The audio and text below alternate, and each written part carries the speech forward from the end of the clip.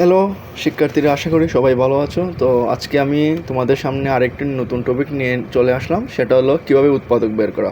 উৎপাদক অনেকের কাছে জটিল লাগে, বাট অনেকের কাছেই সহজ লাগে। বাট অনেক শিক্ষার্থী আছে যারা উৎপাদক বের করা নিয়ে খুবই দ্বিধাদ্বন্দ্বে দেয়, কীভাবে বের করবো, কোয়েকশনে আসলে সেটা প্রায়ই ভুল করে।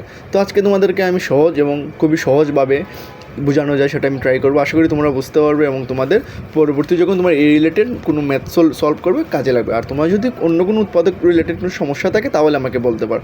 তো আমরা ফার্স্ট অফ অল ট্রাই করি।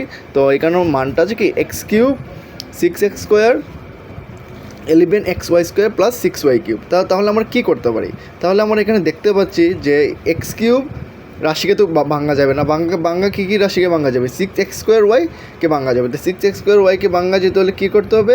এক্স কিউব তো আমি বরাবর যেভাবে পাবো সেভাবে রেখে দেবো, আর 6x²y তো আমি x² প্লাস কি 5x² তে একে আমি যদি সেটাকে সাপোজ 1 ধরি আর সাপোজ এটাকে 5 ধরতে, আমার 5 আর একে যোগ করলে কত হয়? 6 হয়ে যায়। তো আমরা ইজিলি বুঝতে পারি, বাট আমি তোমাদেরকে ভেঙে ভেঙে বোঝানোর চেষ্টা করছি যাতে তোমরা খুবই সহজে বুঝতে পারো। তো পরবর্তীতে আমরা সেম ভাঙবো 11xy²।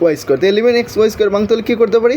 এই 11কে কীভাবে ভাঙা যায়? 11কে ভাঙা যায় 5 আর 6 এর মাধ্যমে, বা 6 বা 5-এর মাধ্যমে। আর কোনোভাবে তো 11কে ভাঙা যায় না, 7 বা 4-এর মাধ্যমে ভাঙা যায়। বাট আমরা এমনভাবে সংখ্যাটাকে ভাঙবো যা আমার সম্পূর্ণ উৎপাদকের ক্ষেত্রে কাজে লাগে, যাতে আমাদের মান বার করতে সহজ হয়। তাহলে আমরা কীভাবে বার করবো? তো ধরেন 5xy²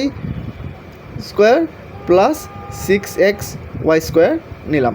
তার সাথে আমার 6y³ তো ভাঙতে পারবো না, তো আমি 6y³ রেখে দিলাম, যেভাবে নিলাম সেভাবেই রেখে দিলাম। তো ওকে, তো এখন আমরা দেখবো আমরা কমন কীভাবে নিতে পারি। তো কমন আমরা সংখ্যা যেগুলো ম্যাচ করে সেভাবে নেব। আমরা যদি ও দুইটা কমন নেই, ও দুইটা কমন নেই এবং ও দুইটা কমন নেই, আমরা 6টা সংখ্যাটা 3 ভাগে ডিভাইডেড করে নিলাম। তো এখানে যদি আমি তোমার সাপোজ ধরো আমি যদি x² কমন নেই, x² কমন নিলে আমার এখানে থাকে x একটা অবশিষ্ট থাকে, আর এখানে কী থাকে? y থাকে। যেহেতু আমি এই x² নিয়ে এখানে চলে আসলাম, তাহলে তো এখানে x-এর জায়গায় কোন এমটি থাকে, শূন্য হয়ে যায়। তাহলে আমার এই y মানটাই এই জায়গায় থাকে, তাই এখানে প্লাস চিহ্ন আছে থেকে প্লাস।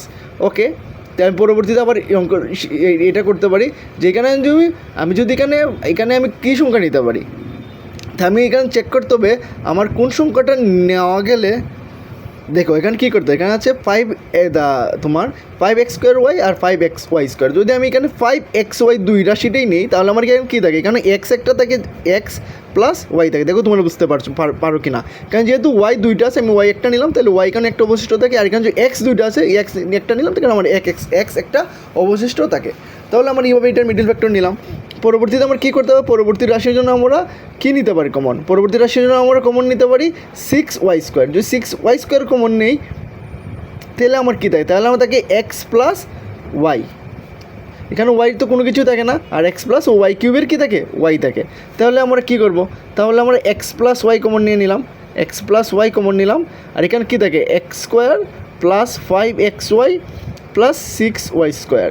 এই অঙ্কটা একটু জটিল আছে, সেজন্য আমি একটু আর কি তোমাদেরকে ভেঙে ভেঙে বোঝানোর চেষ্টা করছি।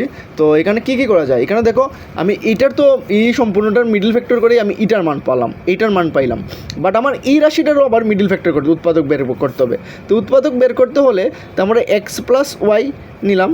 আর এখানে কী নেওয়া যায়? এখানে নিলাম আমি ধরো x² প্লাস 3xy প্লাস কি 2xy প্লাস কি 6y²।